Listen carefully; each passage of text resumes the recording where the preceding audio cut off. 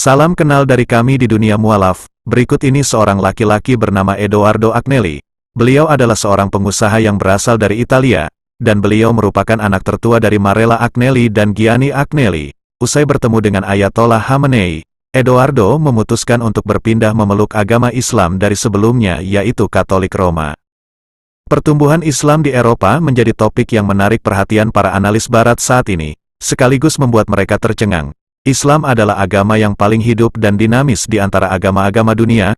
Laju pertumbuhan umat beragama tidak secepat laju pertumbuhan Islam, tulis Der Spiegel dalam sebuah analisis tentang kondisi Islam di Eropa. Saat ini, para pengamat Barat dengan bingung mengamati kemajuan Islam.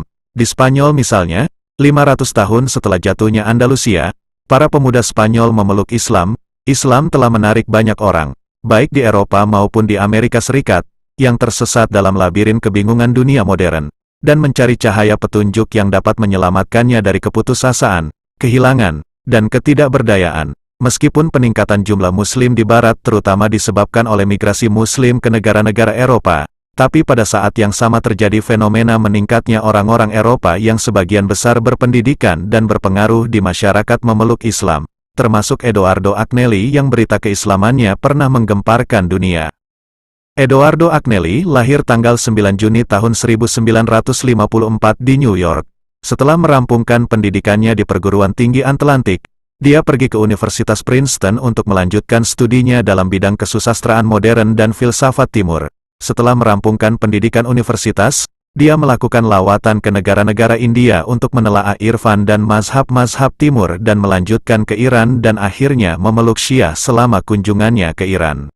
Giovanni Agnelli adalah Edoardo termasuk salah seorang terkaya dan berpengaruh di Italia serta memiliki perusahaan Fiat, Ferrari, Lamborghini, Lancia, Alfa Romeo dan Iveco, dan beberapa perusahaan yang memproduksi bagian-bagian industri, beberapa bank swasta, perusahaan fashion, desain dan pakaian, surat kabar terpenting LASTAMPA dan Corriere della Sera, klub otomotif Ferrari dan klub sepak bola Juventus. Selain itu juga ada beberapa perusahaan konstruksi bangunan, pembangunan jalan, peralatan medis dan perusahaan produksi helikopter di mana keluarganya termasuk pemegang saham utama.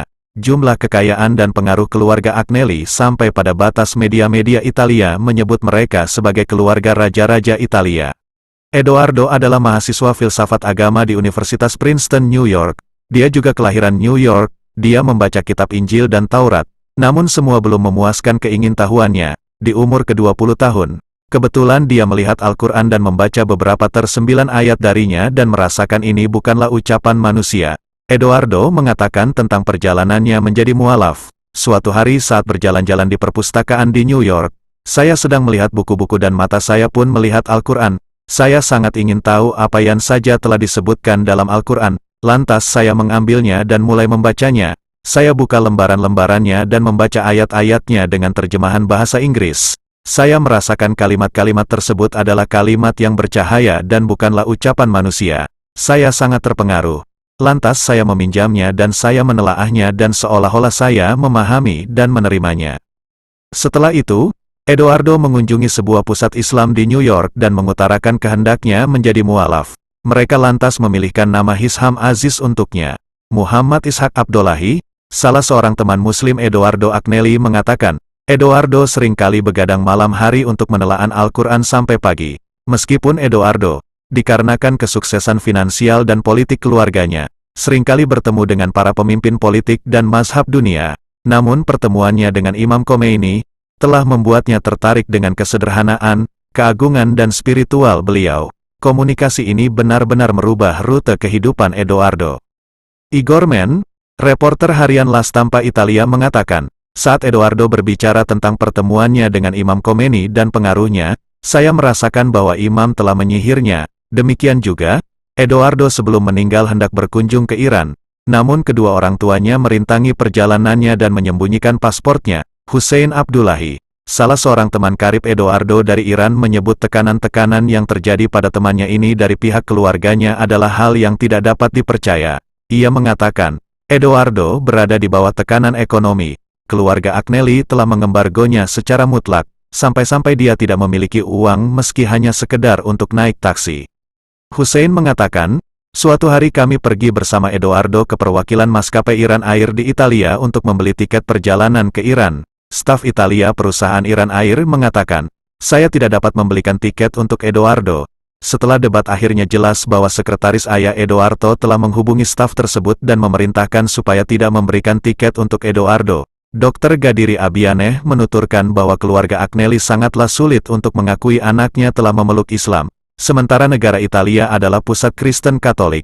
Dengan demikian, Edoardo ditekan supaya meninggalkan Islam. Mereka mengembargo dan mengancam untuk tidak memberikan warisan, namun dia tetap tidak mau melepaskan Islam, dan ini dengan sendirinya telah menolak kemungkinan bunuh dirinya, karena dia telah merelakan miliaran dolar kekayaannya hanya demi menjaga agamanya. Demikianlah yang dapat kami sampaikan, semoga bermanfaat hendaknya, dan terima kasih atas kunjungan saudara-saudari kami di dunia mualaf. Semoga berita ini menjadi inspirasi buat kita semua, dengan harapan semoga kita selalu istiqomah di jalan Allah. Wassalamualaikum warahmatullahi wabarakatuh.